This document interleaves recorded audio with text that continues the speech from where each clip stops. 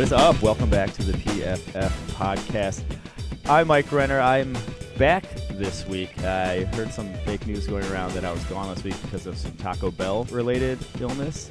I actually had the flu. It was pretty bad, actually. Taco Bell can lead to the flu. It might. Stop burning the bridges with Taco Bell. I was going to say, but with as much as I eat Taco Bell, I don't think that was the case. I'll just say that. You think it's normalized within your body? My body thrives on Taco Bell. It's when I eat other stuff that I get problems. So now we're mending the Taco Bell bridge. Yeah, when Mike eats fresh fruit and vegetables, his whole body system just I cannot remember the last time I had a piece of maybe fruit. You had a salad. Did you have a salad and had bad reaction? No, I did actually have Taco Bell, but it definitely wasn't the Taco Bell. We want to hear about your bad eating experiences. No, we don't. Podcast at no, we don't.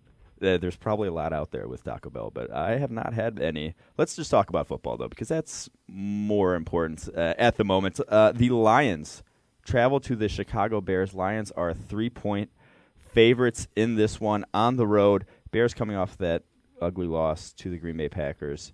Steve, break someone down for us. Bears defense, we keep saying, is underrated this year. I think they're gonna keep it close against Detroit, who continues to be this up and down team. Where are they right now in our ELO rankings? I think they've settled in as middle of the pack after early in the year. The record was they were outplaying their ranking, and they kind of fell back to where they should be. I think it's a fairly even matchup, and it'll probably come down to how well Matthew Stafford plays. Are you getting that very special Matthew Stafford that we've seen 2 out of the last 3 weeks? Or are you getting that pretty good Matthew Stafford that we've seen for much of his last few years? So if you get the special Matthew Stafford, it's tough. But I think that Chicago defense will keep it close, and I think they might pull one off.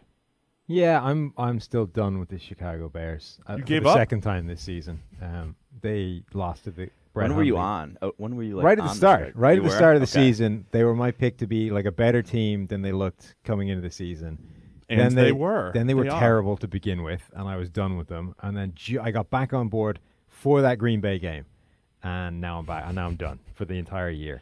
The interesting thing about this matchup, though, is it's so where the Lions are weak is on that offensive line, and even going from Greg Robinson to Taylor Decker, it's a big upgrade, obviously, but it's still not a strength exactly. So that's, I think, is their issue. But the Bears can't really get pressure. They've got Akeem Hicks, who will give them a decent amount of pressure up the middle, but that's basically it. So the one area where you look at for the Lions on offense to exploit, I don't know that the Bears are well equipped to be able to do that. And then the Lions are actually really good when it comes to the sort of skill position players, and their balance there between guys like Theo Riddick and Amir Abdullah out of the backfield, and that receiving group of Marvin Jones and Golden Tate. I think that's a really nice balance duo who can go down the field and work over the middle, make yards happen after the catch. I think they're pretty well set to actually get yardage against the Bears' coverage.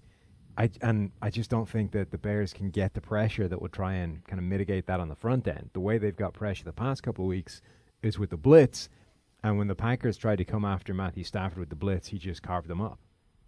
Which was rare for him this year. That was the first time he's really been pretty good against the blitz. I'm more concerned with that Chicago offensive line. The way they played last week got absolutely destroyed by Green Bay's defensive front. So that, I'm the one guy picking the Bears at PFF.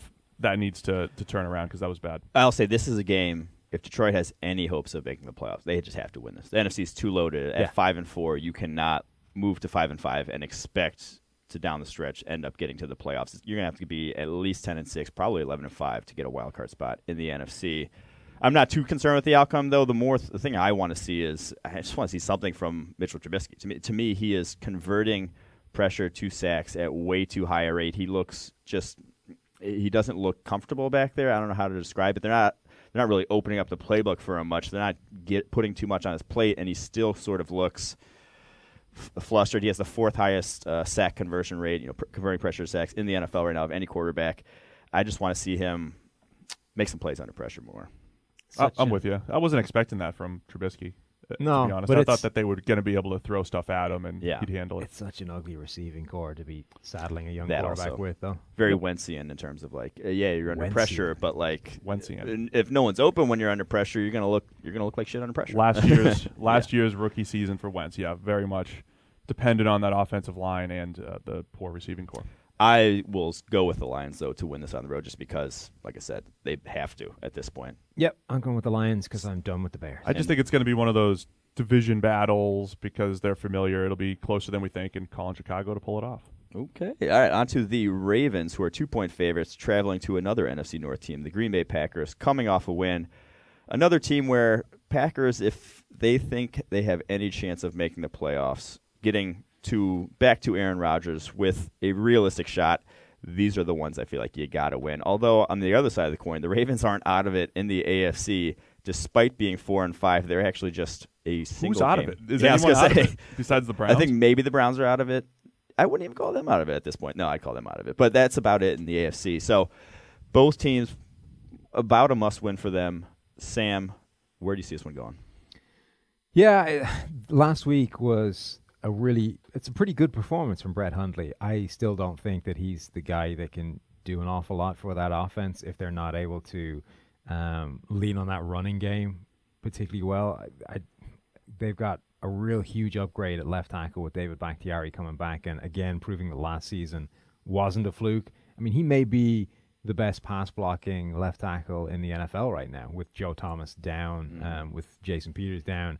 He's probably the guy.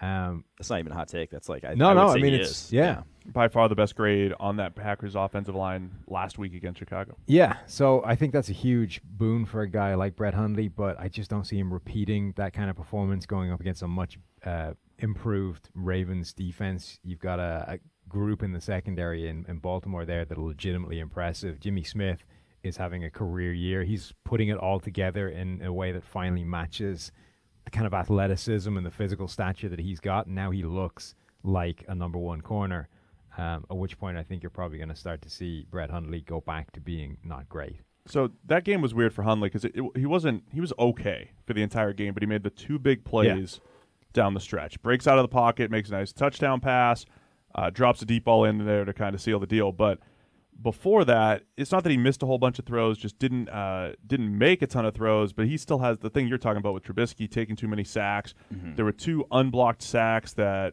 pretty much all on Hundley, not knowing the protection, not knowing where his hot guy is, not knowing which defender he is hot off of. The same issues that he's had at USC between not knowing where the pressure's coming from or simply holding the ball too long in the pocket. So if there are more of those negative plays, then this could be an ugly one, I think, for the Green Bay offense. It is so weird with Hundley. Like, when the ball leaves his hand, you feel like something's good. Like, he's accurate with it. He can make throws down the field. That's not the issue whatsoever. It's like everything before the ball leaves his hand seems like to be the problem with Hundley, whether it's, getting – and when he's, when he has his feet set, when he's playing, when he's going through his – like, when he throws on rhythm, it just feel like it's going to be a good play. When anything sort of starts to break down and he has to go off rhythm or he has to go from a second read to his third read, all of a sudden it's like, ooh, like you don't want him throwing that pass then. Things just sort of break down. He doesn't have that next level quarterback acumen at this point. Yeah, he has arm talent more than he has kind of quarterbacking talent. Good. And I think this goes one of two ways with him too. It's either this is just who he is, this is what he was at UCLA, this is what he's going to be in Green Bay, or we're still in like the early stages of his real experience on the field, playing real football, and it could get better. I've seen other guys, Matt Castle went through kind of this switch a little bit at one point during his career where he went from the game was way too fast for him to at least he looked reasonable for a while. I feel like Hundley could make some strides in this area, but these next few games are going to be telling when it comes to his ability to just react a little bit quicker. Truthfully, though, Joe Flacco on the other side of the ball is like not playing any better. Like the Ravens are dead last in the NFL in yards per play offensively, behind Miami, behind those Cleveland, behind some of the worst offense. They are just not getting it done on that side of the ball whatsoever. And like when Joe Flacco targets Brashad Perriman, 6.3 quarterback rating, the lowest of any. Like Joe Flacco is our out of sync. 32nd ranked quarterback in the NFL, which is one spot below Trubisky, which is 2 spots below Jay Cutler, which is like 4 spots below Mike Glennon, who got benched for Trubisky. Yeah, Flacco is legitimately playing terrible, terrible football right now. It is so. I saw someone on Twitter, I can't remember who it was, say Joe Flacco is a Raheem Moore misplayed ball away from having been benched for like 2 years at this point. Yeah. He would not be a starting quarterback in the NFL anymore. Absolutely. If that was the case. The biggest now look, I'll give him every excuse in the book quickly, right? Offensive line's inconsistent, maybe the worst receiving core in the NFL for a few years. For a few years now. But beyond that, I'm more concerned with the fact that he isn't even playing like the old Joe Flacco. Not even that the old Joe Flacco was great, but he at least had this level of aggressiveness. We used to make fun of him for chucking the ball deep and picking up interceptions and all that stuff. He has just been uber conservative the last couple of years, and whether that is a complete lack of trust to the receivers or not, that's the bigger concern for me. If he was throwing YOLO balls left and right and trying to make plays, it'd be a little bit different, but this is like completely against what his skill set should be leading to, and he just doesn't have any trust, will not take those chances down the field, and it's leading to some ugly football. All right, I'm going with the Packers this one for the reasons I outlined already. Sam? I'm going Baltimore. I don't trust in this Brett Hundley thing repeating itself. I have more confidence in Baltimore's defense, so I'm going to go with that. I'm taking Green Bay. I think that defensive line starting to come together. Kenny Clark looks really good. Kenny Clark has been one of the best defensive tackles this season, but especially like week 4 or 5 had a big turnaround. So I'm liking the way that defensive front's starting to play. All right, let's move on to the Jaguars, who are 7.5-point favorites traveling to Cleveland. That seems crazy low. Considering road game, Mike, but it is a road game, and the Jaguars don't really have an offense to speak of. Steve, is there anything to even watch for in this game? Well, yeah, I mean, you want to watch DeShone Kizer. What are we watching for? Yeah. You want to watch DeShone Kizer try to go up against this very challenging Jacksonville defense. Outstanding Jacksonville defense, tight coverage, Jalen Ramsey making plays every single week, the pass rush. This is, Kaiser's coming off his best game last week. The best game as far as you take away that bad audible kneel down at the end of the half, made some better throws, quicker decisions, started to play fast. We talked about Hundley. Bad is an understatement there. It was the worst. It was like Kirk Cousins taking a knee instead of spiking it. Yeah. Just completely forgetting what he was supposed to do. But, I want to see how Kizer responds to success. I think that's always been an issue for him, is building on success. And it's going to be extremely challenging going up against the Jags. Does that even count mentally as success, though? I mean, maybe you played your best game, but you also did the dumbest thing anybody did in that game, and you lost. Like, do you come out of that game thinking that was a good game? That was a good day for me. Well, I'm hoping he's reading his PFF grade, saying, "Hey, look, I had my top grade, pretty good." He's probably not. I'm thinking he spent most of that week trying to stay the hell away. So you still think that he failed? Yeah. Okay. Cool. Trust the grade, Sam. I'm just look. Anytime you do something that dumb. No, it was. You're going to have a rough week. Oh, that was. Where's that? Yeah, like that's. So I was arguing that that's the exact same thing as the Kirk Cousins. Like that's the equal level of dumb. Like yeah, Kirk Cousins was almost more like forgivable because it really just wasn't like a complete brain fart. Like Kaiser like had like something in the back of his mind where he's like, this is like I'm like beating the system or something here. Yeah. He was like, that's one of those things. I'm about to moneyball this. No, he was like, I remember watching Tom Brady and Peyton Manning do this one time, and I'm going to try it. And it was odd. But do you remember? You ever see the film Tin Cup with Kevin Costner, the golfing thing? Yeah, shooting where he spent green. like the last, however many shots it was, just shooting from the green from a mile away. You're like, just lay up. All you need to do is you need like a 7 to win this. Just lay up. No, I can hit it. Like 5 shots later, every single one. That was basically call the sneak. Kizer doing this, going, no, I know what I should be doing, but there's this minuscule chance I can pull off the greatest play ever and sneak this in from the 2.5-yard line. I don't want to break into the Cousins play. Maybe next week I want our listeners to like follow along on YouTube and watch the Cousins play because there are so many layers to where he screwed up, like before the timeout. After there's a lot to it. I want to do that next week, but I think Jacksonville though, they're a legitimate playoff contender. They've relied so heavy on the run game, and at some point you still want to see Blake Bortles have those consistent games where he can go and win games for you if you need him. Instead, he's throwing last-minute picks. He had that game-winning drive, game-tying drive, and then the game-winning drive in overtime, Steve. Well, there you go. He did lead the comeback for Jacksonville. Well, that was the game, though, for the first time in a long time they've actually let him pass the ball. Like 57 dropbacks in that entire game for Blake Bortles, when in previous games they'd like, don't even throw it. In the second half, don't put the ball in the air. And it almost, it pretty much. Oh, it did, but it was just interesting that they let him pass that much. No, there in this one though, it's Jaguars. It's Jaguars. Yeah, I got the Jags. Yep. All right, on to the Cardinals, who travel to Houston to face the Texans. Texans somehow favored in a game with Tom Savage. Steve, what do we make of this one? We make Tom Savage versus, it's not even true, it's Blaine Gabbert. Blaine Gabbert. Yeah. Oh, God. Preseason hero. What do we do to the football This gods is what to I'm get picking Arizona based off Blaine Gabbert looked half decent in the preseason, in this system, and I think he has a chance to look half decent. Tom Savage in the red zone this year. 4 completions, 2 of them to his own players and 2 of them to opposing players. So that's really 2 completions. Yes. And 2 interceptions. And 2 interceptions. Yeah, I get it. Tom Savage, though, one of the top 10 big-time throw rates in the NFL. But is random. Almost the exact same turnover-worthy throw rate as his big-time throw rate, though. So he's little boomer bust there. It's going to be a fun one. I was saying to Steve earlier in the week that, they do that thing every kind of time the Cardinals play on big-time TV. They show the guy that lost the QB competition, where every week the Cardinals hold this QB competition, tossing a ball into a trash can from 20 yards away or whatever it is, and the loser has to dress up in something ridiculous and warm up in that. And this past week it was Blaine Gabbert. He had to warm up in some I'm sort pretty of sure it's Gabbert every week. Some sort of tooth fairy thing.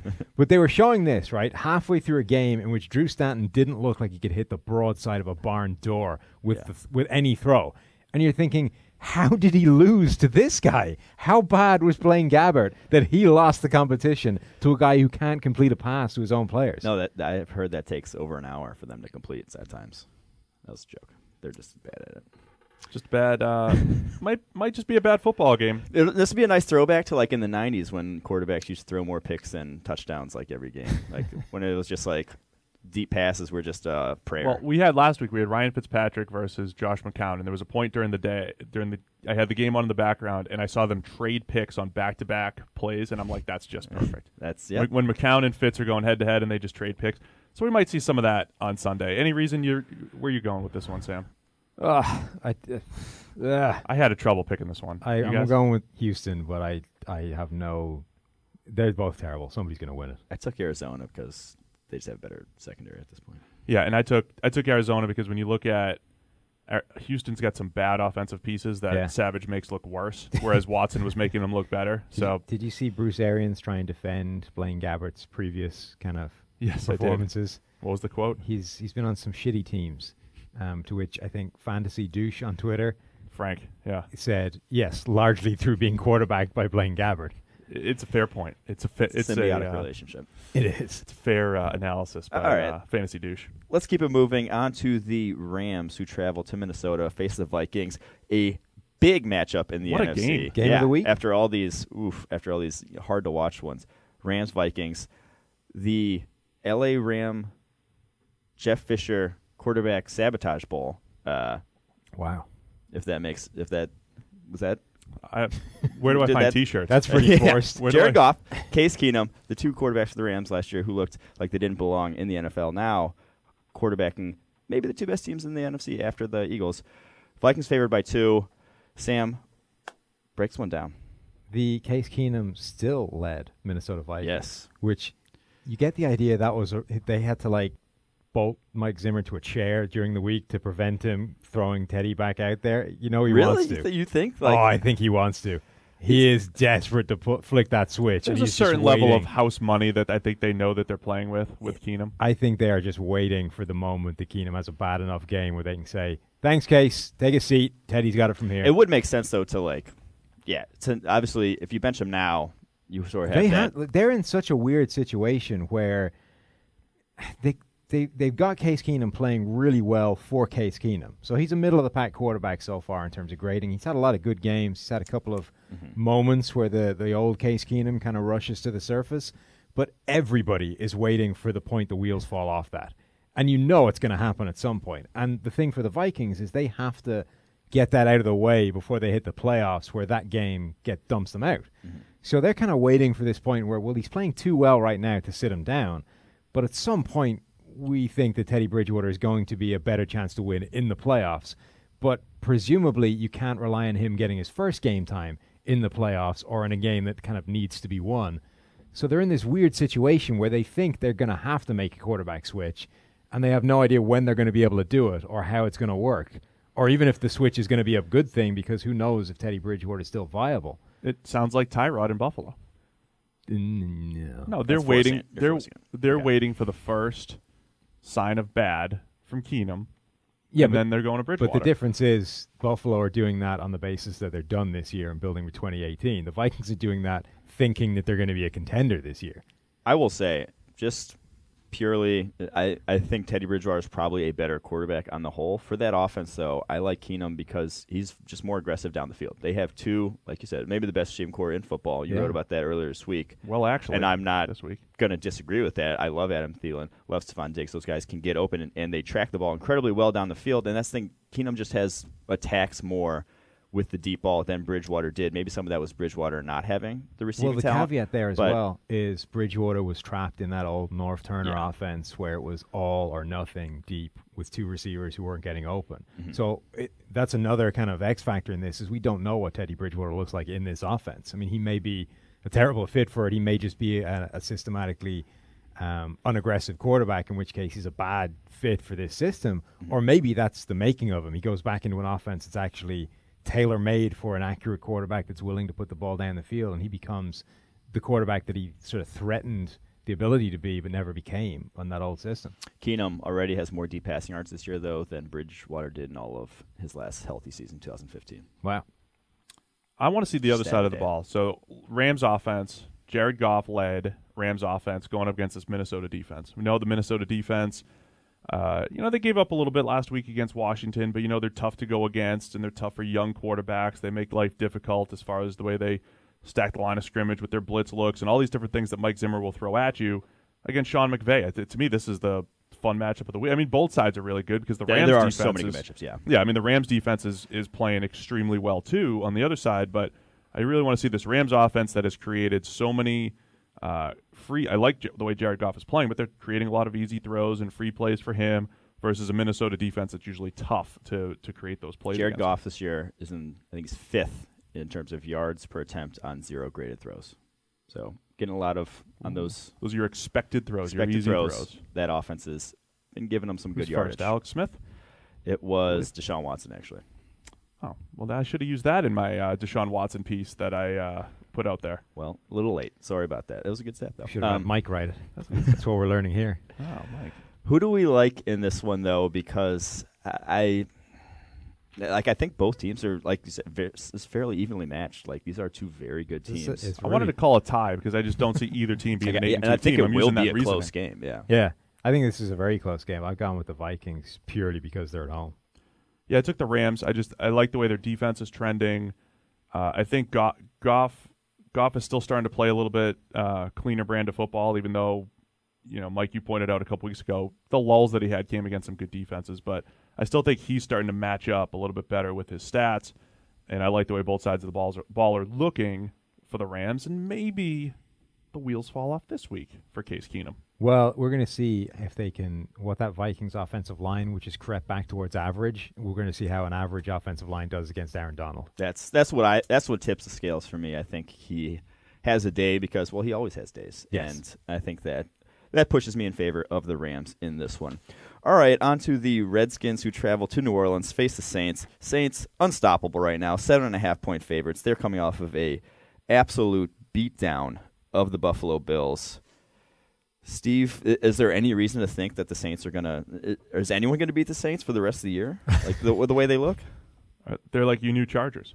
Yeah, I will say, when they were like 2-2, I was like, this is a Super Bowl contender, the way they were looking. I said that on a radio show. It's a different team. It's a different team than they were those first 2 weeks. Love the way the defense is coming along.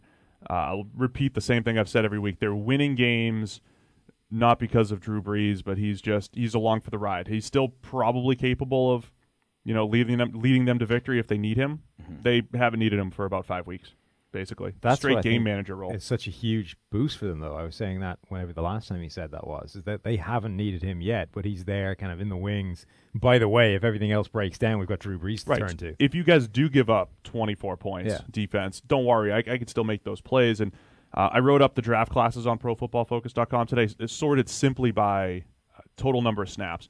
The Saints have the second highest number of snaps, but Mike, you and I covered the draft that night, and we all did the whole radio circuit right after the draft. Which team always came up as the draft that we love the most? Saints. Or there was two that came up for me. 49ers. Saints and 49ers. Right now, they're leading the NFL in total rookie snaps, and I think it's time that we just declare this Saints draft a complete franchise-changing draft. Yes. Between getting Marshawn Lattimore, who's top 5 corner already in football, number 1 graded cornerback right now, Ryan Ramczyk at tackle, playing extremely well, Alvin Kamara, an unbelievable playmaker out of the backfield, Marcus Williams at safety, contributing, Trey Hendrickson being a pass rush specialist when they need him.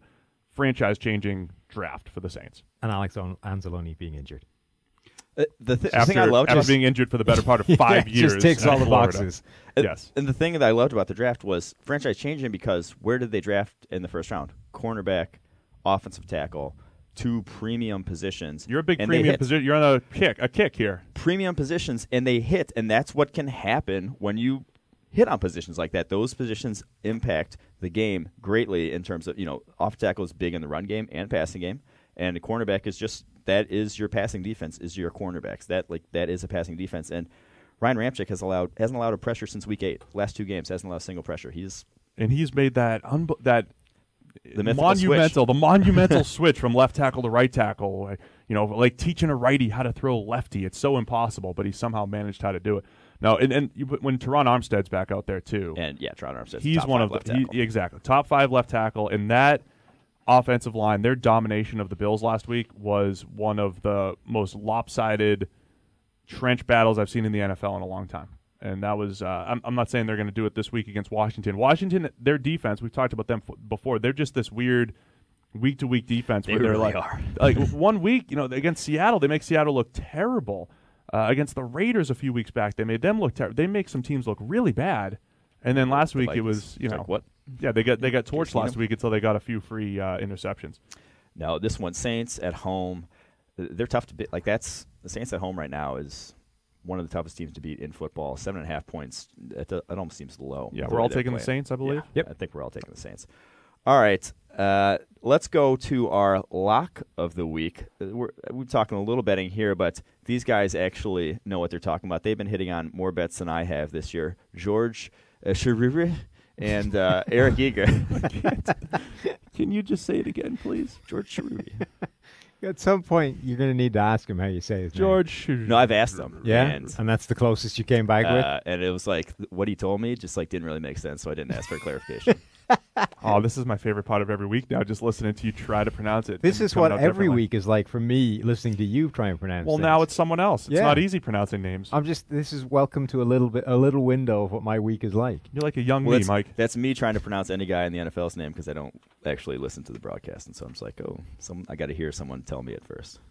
I was calling Damon Harrison for the first 3 years of his career. No joke. That's like Neil, except he doesn't change. Yeah, it's just he's locked in. That's like your own problem, though, because the name Damon doesn't change. No, I know. That one was very dumb. That one was like... that's not a I didn't hear it got it in my head. I was like, it's got in my head wrong. So let's go to George C. Yeah. And Eric. You guys, it is the best time of the week 11. Can't believe it's already week 11. Lock of the week brought to you by the PFF Analytics team. I am George Shahuri, and I'm joined, as always, by the one and only Mr. Eric Eager over there in lonely La Crosse, Wisconsin. What's going on, man? George, it's not as lonely when we get our lock of the week. So, thanks to Atlanta and partially to Dallas for stopping our losing streak at 1 week. Yeah, we definitely owe a great bit of thanks to Dallas for getting us to 7-3 on our lock of the week.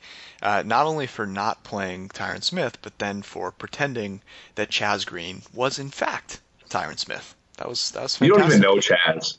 Yes, I do. He's a great guy. We've been having a ball together.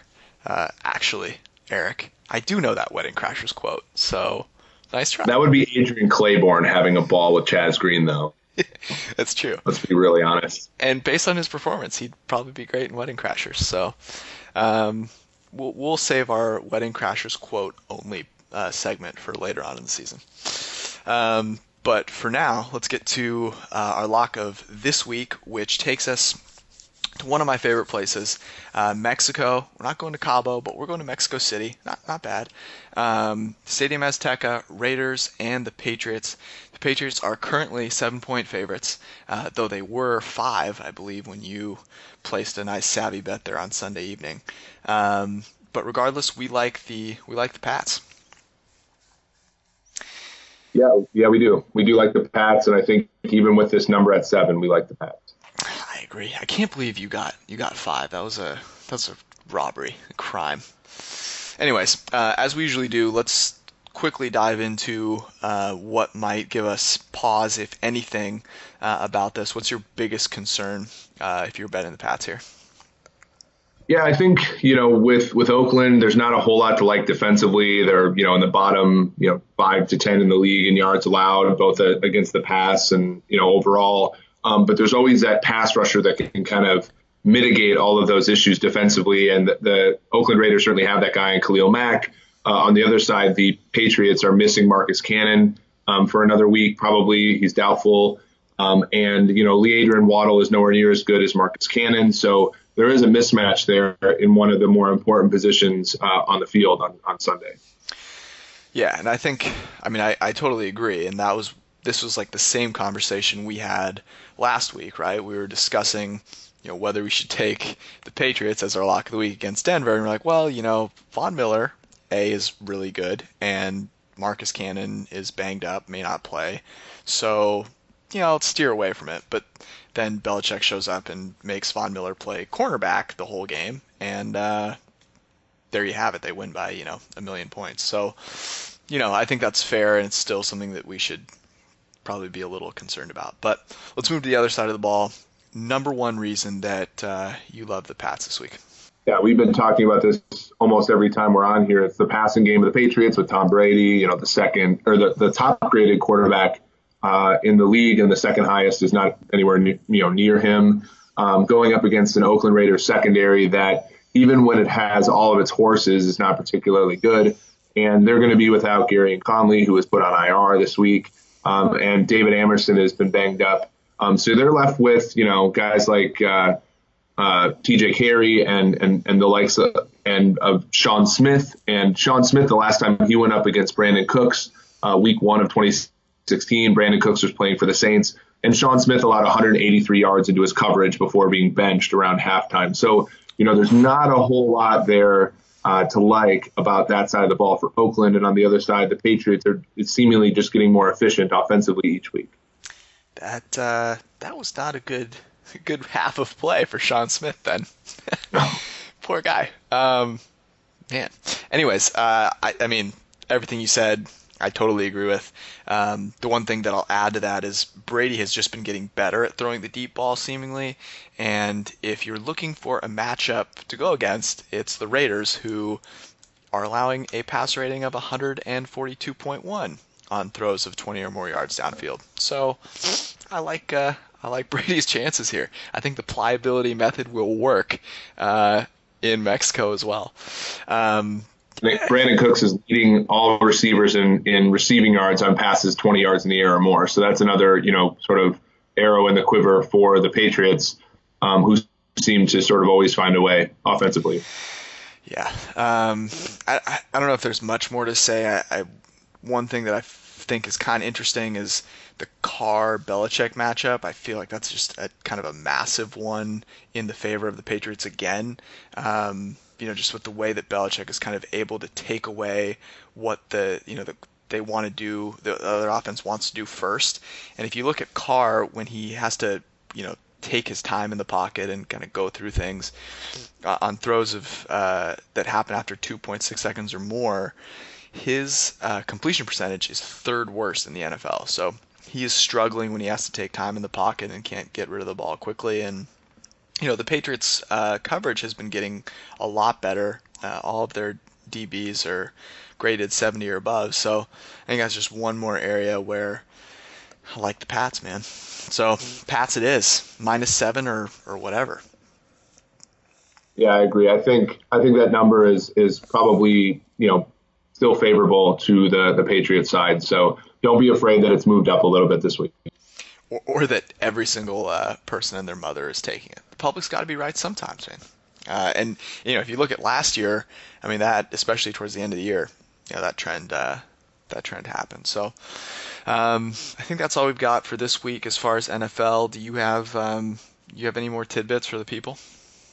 Yeah, I mean, I think we often, we were talking about last week trying to give the people what the people should. So we're going to set up a little bit of some odds on Mike Renner's next hair product. Oh boy. Yeah, his next, the next sponsor of the podcast in Mike Renner's hair's name. And, the favorite here at 5-2 is obviously Suave, just kind of going back to home base there. Fair. But then, Pantene Pro V at 11-2, no hair product at all, 20-1. Oh, I like that. And then there's a couple dark horses that I like, and it's really if you're bullish on Renner kind of becoming a little bit more progressive. There's the Honest Company shampoo and conditioner at 100-1, and then there's the Nature Gates Daily Cleansing Shampoo at 250-1. Wow, are those and those are 100% vegan? 100% vegan, 100%. I mean, you can cheese. You can clean your hair and your conscience at the same time, George. I might have to go find these. I care deeply about my hair, and the process I go through to buy shampoo is Googling best men's shampoo and then pressing purchase.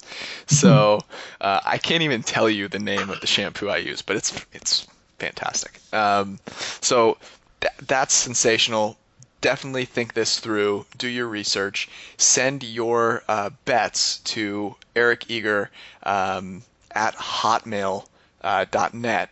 And once we confirm the hair product and we decide on that new sponsor, we'll be sending payouts in the form of, Monopoly money or I don't know. Lock that up. Yeah, absolutely. You should. That's all we've got. Enjoy both the football and the hair products, and we will talk to you next week.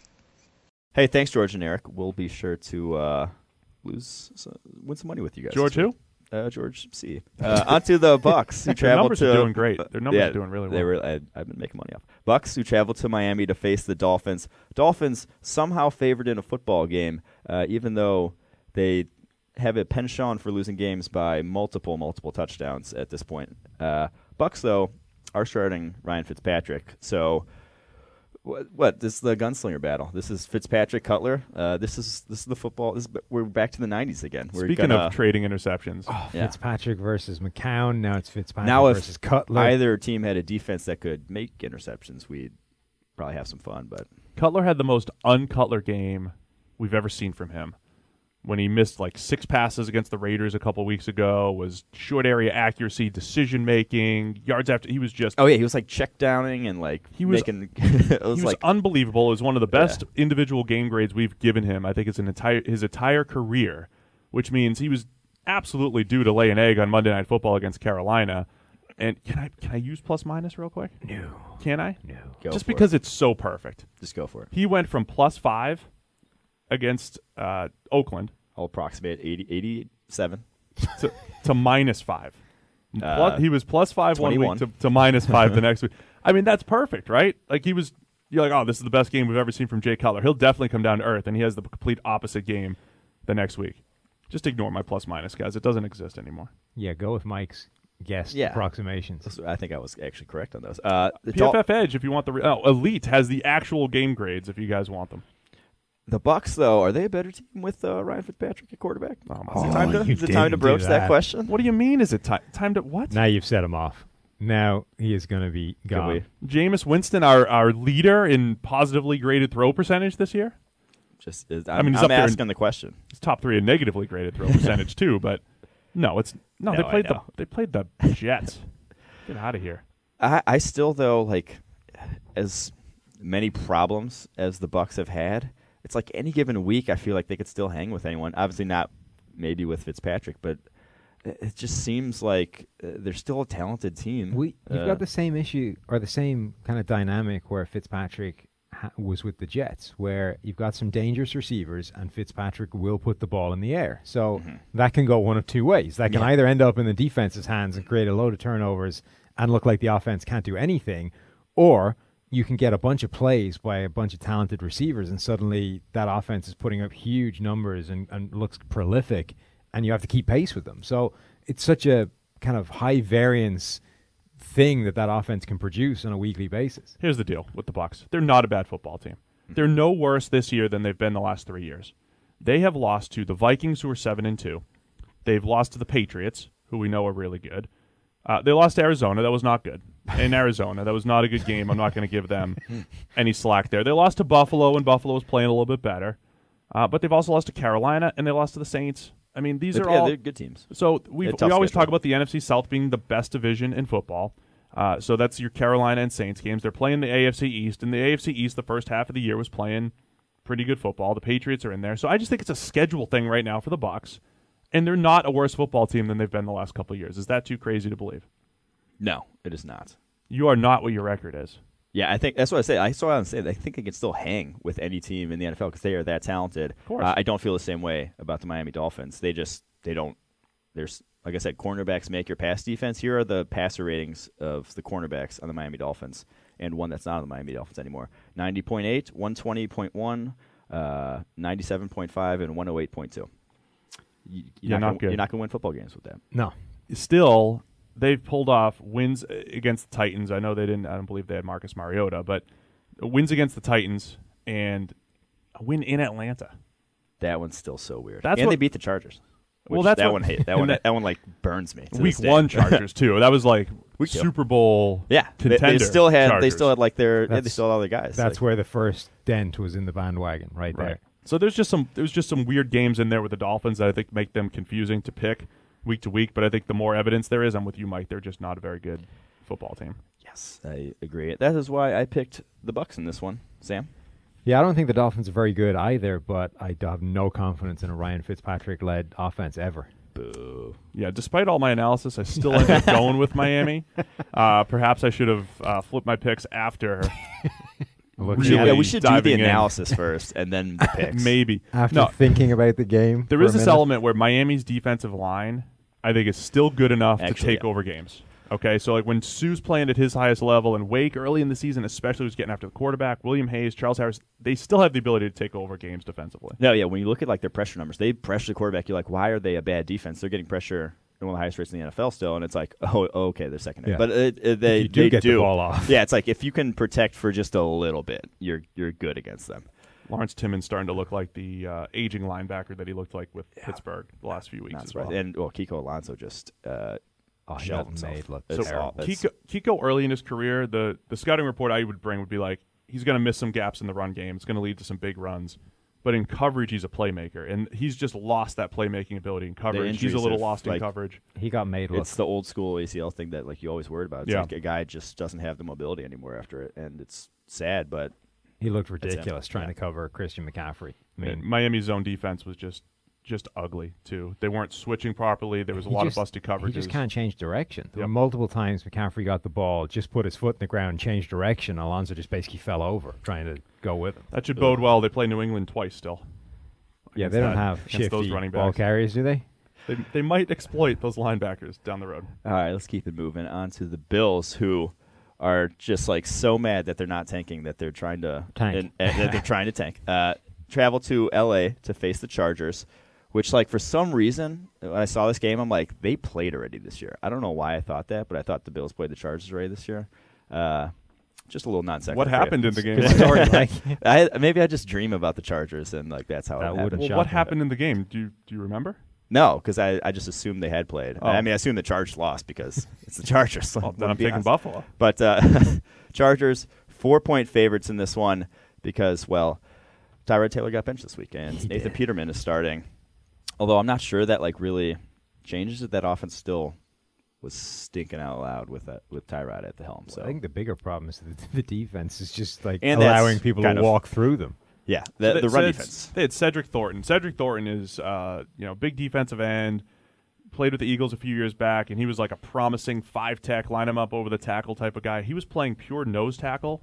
I mean, he's been playing pure nose tackle, and it's just a disaster. The guys ended up 8-10 yards down the field, and that was the Saints dominating up front. The Bills' run defense starting to look like they did last year, where they had some games where they just got run over for 200-plus yards. That's what it looked like last week. Yeah, unless they fix that part, it doesn't really matter who the quarterback who is. it really doesn't. Chargers if the run defense is blocking doing that. though is like it's not that good. It's still the O-line is still. They got Dan Feeney on the field now, who is actually looking okay. Feeney's their top guy Yeah. right now. Rookie guard out of That's what- Indiana. I mean, that very was part of their promising. thing, is that if they got this That they should have been duo of Feeney and Forrest Lamp out there, transform the offensive line, but no. Desmond King, 5th rounder, still looking. He's one of the top graded corners as a rookie. Look, so San Diego's Los Angeles. Yeah. The Chargers defense. That's push-ups.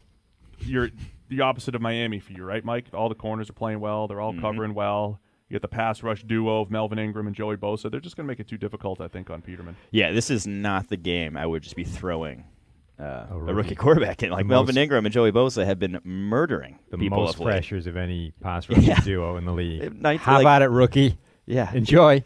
Here's the scouting report on Peterman, too. So we were at the Senior Bowl, and the quarterback play was terrible during the Senior Bowl, but Peterman was like the one guy who didn't let the ball hit the ground that often.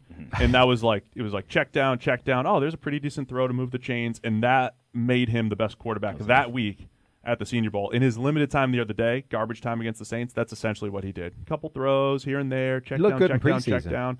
Look, so I think he can have like a reasonable performance. There's a lot to like about Peterman. Statistically, at the end of the day, though, it might look exactly like Tyrod. It's just going to look Different. It's just going to be more like within the scheme, and but ultimately it's going to be your 168 yards and 6.5 yards per attempt, and just a I will say that line. being the one guy that didn't look horrific at the Senior Bowl was also how that team ended up with E.J. Manuel. Ooh, that is a good point.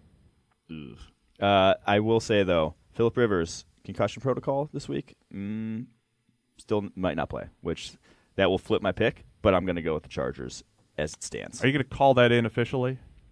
I was going to say, I'm not sure the concussion's really going to... You fire the DM and pick watch if he doesn't go? Yeah, I will. Yeah? This week I will. That one's going to flip it for me. But because they're going to be starting... I might move with you there. But I still like that Chargers defense. I know, I do like the Chargers defense. Yes. I think that the Bills team is just done now. Like, they've basically put up a That's sign, what they wanted. a white flag. That is what they want. It's like they are so mad that they're 5-4. They made they traded for Kelvin Benjamin. That's how bad they wanted to tank. Yeah, that's how bad they wanted to tank. Now, by the way, we should be looking at this through the lens of like, what does Buffalo need to do to get back on track, to get into the playoff picture? Because technically, they're very much in the playoff picture and in the playoffs. Yeah, but they're not. We're writing it off. More to the point, they don't even think they are. The AFC is almost comical in that there are 3 to 4 teams that could win the Super Bowl, and it's like very defined. After that, you just there's like no chance. Yeah, it doesn't matter what your record Yeah. is. But I don't think Buffalo's giving up. Oh, I don't think they benching are. Tyrod is giving up. I don't think it absolutely was do. giving I up. think they want Peterman. I think this was the plan all along. Yeah. It was, as soon as Tyrod starts to falter. Because Tyrod looked terrible in the preseason, and I think they assumed that was going to happen in the regular season. But He was terrible. I think that's a move for 2018. Not a Nathan Peterman can right this ship and sail us to the playoffs. That as well. I think they think that more than you think that they think that. What do you think of that?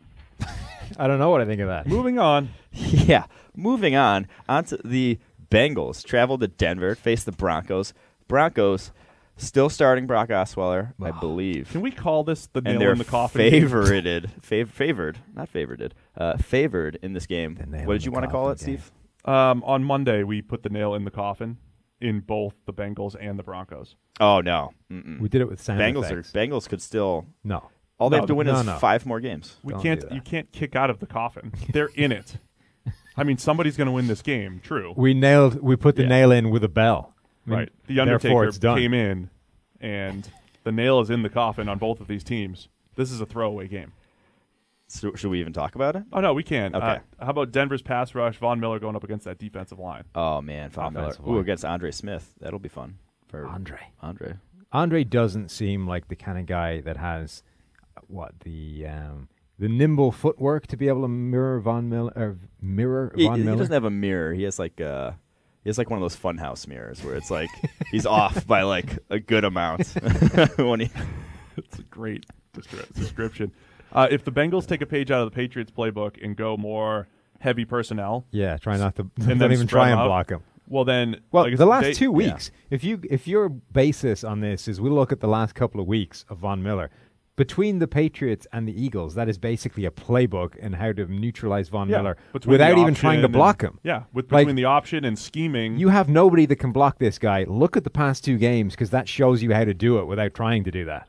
Yeah, so last week Von Miller dropped into coverage 13 times, had only dropped 11 times the entire season, and it wasn't because Denver decided that, it was because New England dictated that through matchups. And so they've done that before in the past. Yes. They've been very good, other than, they've also had games where they've had bad games for sure. But they, more than any other team, has been good at schematically taking Von Miller out of the game. Absolutely.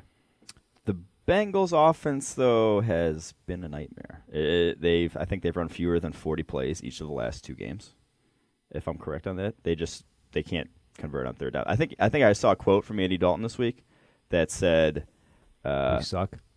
Was it about the Junior theory? That said we have to convert on third downs. That's how you sustain drives.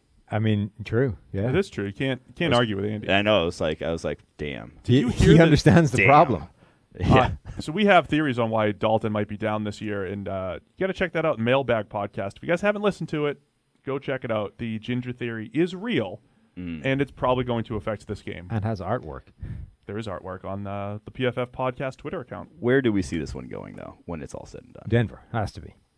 Denver, bouncing back. Yeah. Brock looked reasonable until he The other thing is, I didn't. I thought last week that defense would have a good game because they'd be kind of pissed at how the week before went. I think now they're going to be really pissed. Honestly, I think the way last week went almost compounds that, because it's like, we could have had a good bounce-back game, but the special teams just laid a complete egg, and now we're screwed. I think that defense is going to come back like doubly pissed and try and really stomp this Bengals team, which, Mike has said, the offense isn't getting anything going anyway. We all taking Denver? Yeah, I'm taking Denver. Denver's defense, 28th in the NFL in scoring against. Yeah. Just 26.6 a game. Well, the offense sucks, but Well, they just gave up 90 plus the last 2 weeks. Just as bad last year, yeah. It's wheels coming off. No, even though it wasn't all the defense. All right, on to the Patriots, who are 7-point favorites, traveling across the country to face the Oakland Raiders. Going to Mexico. We're in Mexico. Oh, we're in Mexico? Yeah, we're in Mexico. Across the country and then down. Yeah, maybe they just take a little flight to Oakland. I'm not correcting you. I was just adding to your cross-country comment. On to Mexico. 7-point favorites, the Patriots in this one. Little Mexican football. What do we got going on? What's the Raiders have any chance to beat the Patriots at this point with that defense? I think it's a bad matchup for both defenses. So Oakland's defense that got picked apart in the short passing game by Jay Cutler a couple weeks ago, you would think is probably going to have trouble against Brady and the Patriots offense. I do think, though, that even though the Patriots defense has been so much better the last few weeks, it is a game where Derek Carr can find some open receivers, move the chains, and it's going to come down to converting in the red zone. The Patriots have started to become that team that's, let the teams move the ball a little bit, crack down in the red zone, force field goals. Oakland's got to convert in the red zone. Carr was not good in your red zone numbers, Sam. No, this week. No, he wasn't. Not good at all. So, the 2 things in this one. One, I talked about this earlier, how teams were killing the Patriots with longer developing concepts earlier in the year. We talked about that.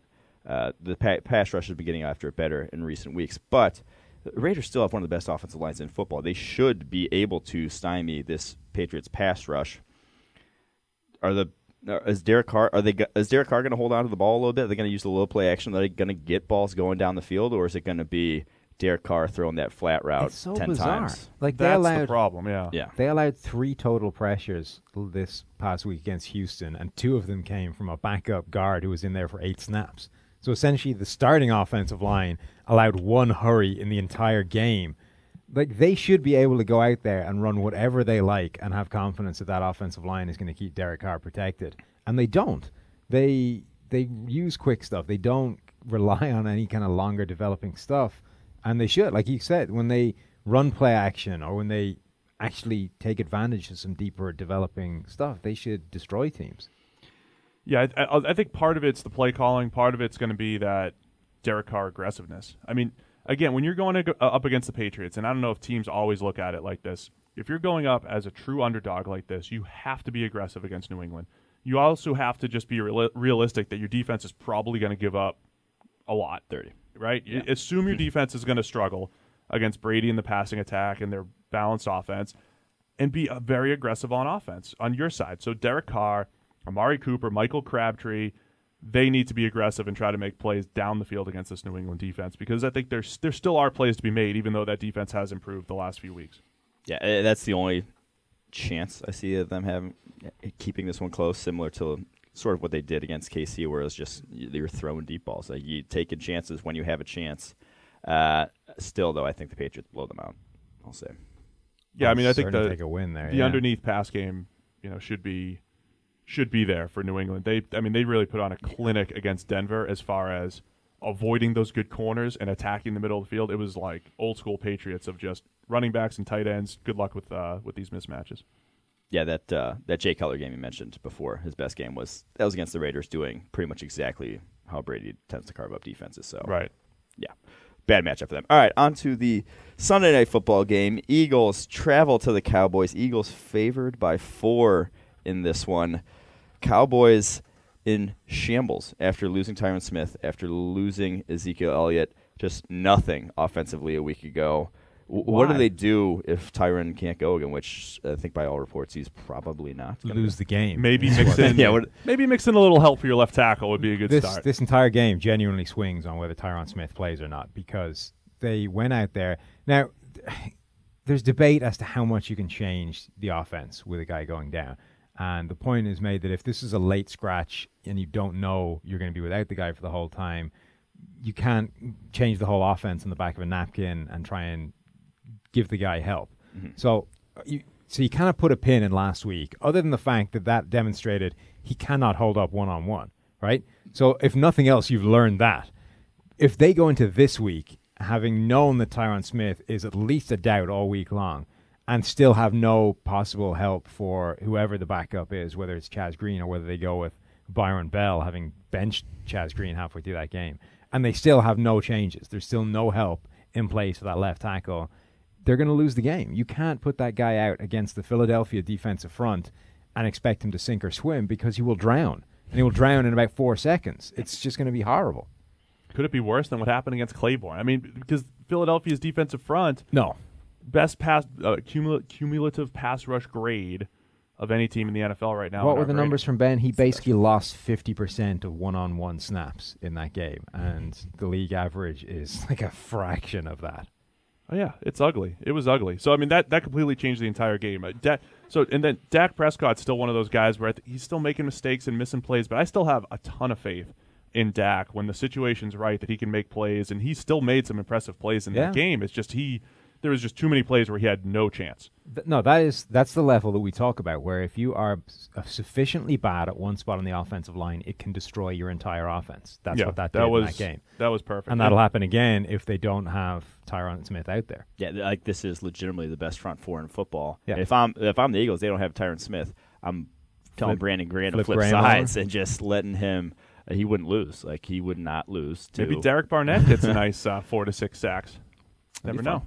But yeah, like this one, like you said, it hinges on Tyron Smith. If he's not there, that's going to be a bloodbath up front. Like, that Eagles defensive line is the best in football. It's going to own the Cowboys offensive line. The only, sort of the strength that was keeping this team together was that O-line and Prescott and Ezekiel Elliott. You don't have two of those three pieces. All of a sudden, you're not the same offense. I mean, the other thing is that on the other side of the ball, the other side of the line, Brandon Graham is going to kill La'el Collins anyway. So you're potentially going to have two spots that are absolutely destroyed. If the real key in terms of keeping a guy on one side of the line, I would try and keep Fletcher Cox versus the left guard.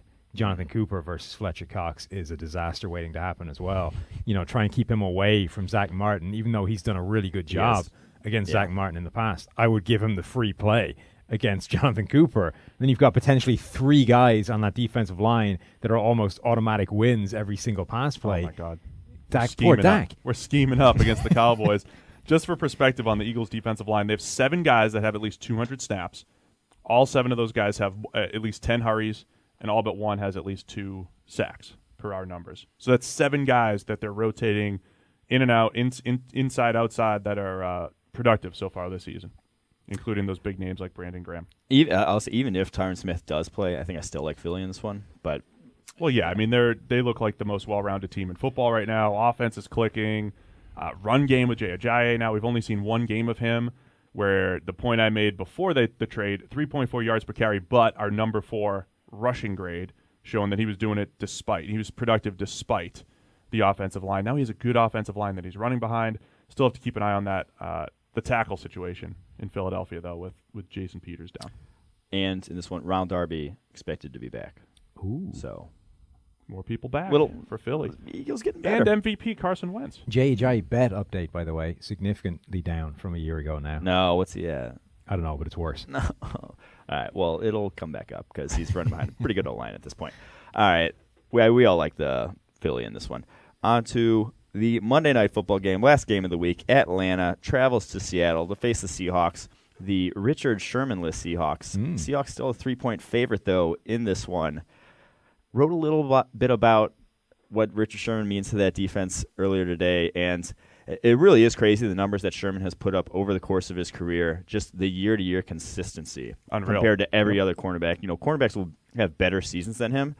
His every season, though, is the same for him. It's sub-50 completion percentage, quarterback rating under 60. Just you're not completing a lot of passes against him. He's been one or two in terms of receptions per coverage snap allowed each of the last 5 seasons. And he's a guy that doesn't get targeted often. I think that's maybe the biggest thing of his absence. And you said he doesn't give up receptions. Okay, yeah. He doesn't get targeted much either. And he doesn't give up a lot of yards. Fact. Just throwing that out there. And he grades well. But the important thing of that is friend of the show. That Sherman and Earl Thomas together allow that defense to do a lot of complicated things schematically. So when Earl Thomas is in there, he allows you to roll the safety towards other places because he still has the range to impact sideline plays. When Sherman is in there, he gives you the ability to do a little bit of what teams have done with Revis and with Patrick Peterson, which is just isolate a guy one-on-one and say, forget about him. He takes care of that receiver, and we don't need to think about anything else. And we can just focus on all the rest of the eligible receivers. If Sherman isn't there, and because he was so good at that, he wouldn't be targeted much, and you could focus on everywhere else and kind of tighten up the coverage there. With Sherman not there, suddenly you now have this issue where there's no one you can guarantee is going to be steered clear from. So you have to almost play the rest of the defense honest. And now everybody gets the same level of help. Nobody gets kind of additional bonus coverage, and everybody has to be out there playing for themselves. And you have 2 corners that you now want to give help to. Exactly, yeah. and you can't do it to either one of them because neither one of them is the guy that's going to get avoided over the course of the game. So I think it doesn't just change things from a standpoint of you don't have your best corner out there anymore, which is big in and of itself. It changes things schematically with what they're allowed to do, with what they're able to do, because they have to give – it has to be like a balanced coverage look now. Or you isolate one of those guys one-on-one and basically just roll the dice that he isn't going to give up a touchdown. I wonder if they do end up changing. You know, they're the team that's cover 1, cover 3, split cover team. 2-4-6. They can do some cover 4 type stuff. I mean, they've mixed in. Every team mixes in a little bit of everything, but they don't do a lot of it. I just wonder if you get a couple extra snaps of different coverages. One underrated story here: Russell Wilson this year. I mean, it's a pass first attack right now. He's second in the league in passing yards. There's a lot of games where it's purely on his shoulders to go chuck the ball. He accounts there's very little every running. One of their red zone touchdowns, Russell Wilson. Yeah, there's very little rushing attack to help him out. The offensive line is creeping back toward average with Dwayne Brown stepping in at left tackle, so that's nice, but so much pressure on Russell Wilson, maybe more than ever in his career now. It seems like you're talking yourself into Atlanta, but... And yet your pick doesn't. Oh, no, that was just an interesting point of the way Seattle's offense is evolving. It's a Russell Wilson-led game. Wilson's leading the league in big-time throw percentage, but also third most turnover-worthy plays. That is as boom or bust as he's ever been in his career, but his high-end play is unbelievable. He's had a few games of high-end play where he's been unbelievable. There's been a few games where it's just been the turnover-worthy plays against Washington and against San Francisco back in week 2 were just unbelievably bad. So I think a lot of this depends on which Russell Wilson you're going to get in this game. Yeah, these receivers are starting to play pretty well as well. I mean, the kind of highlight play against Arizona was Wilson scrambling around the backfield for half an hour and then just heaving the ball up towards Doug Baldwin.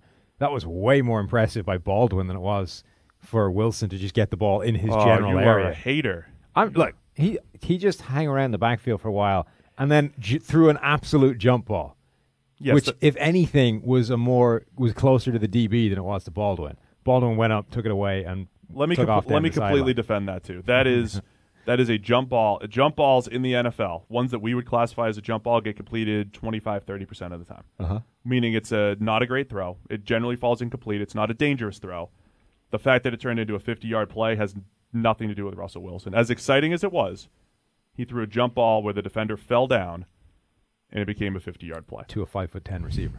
On a play where he had no pressure on the first 4 seconds, and then kind of invited it in. I'm just saying, it looked ball. more impressive than it was from Russell Wilson. I'm backing you up. I'm backing up our grades. It was an expected, not a great. I mean, it wasn't a great play. I'll say this. So Atlanta, in recent weeks, Matt Ryan is playing back to a level we saw a season ago. Number 2 quarterback since week 5, I believe it is. Week 6.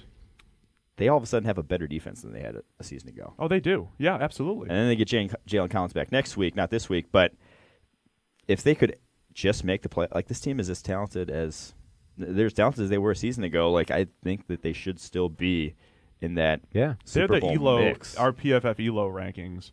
They're the darlings of ELO. That they're just quietly grading well. Yeah. But when you look at the numbers, they lost some close games. They lost to Buffalo, they lost to Miami. These tight games, they lost to New England by a lot more. But they're probably better than their record shows. So my thing with Seattle has always been, if you can just keep Russell Wilson a little bit protected, you don't need to keep him dry the whole game. You can't have 45-50% of pressure every single game. It's just, you can't play in that.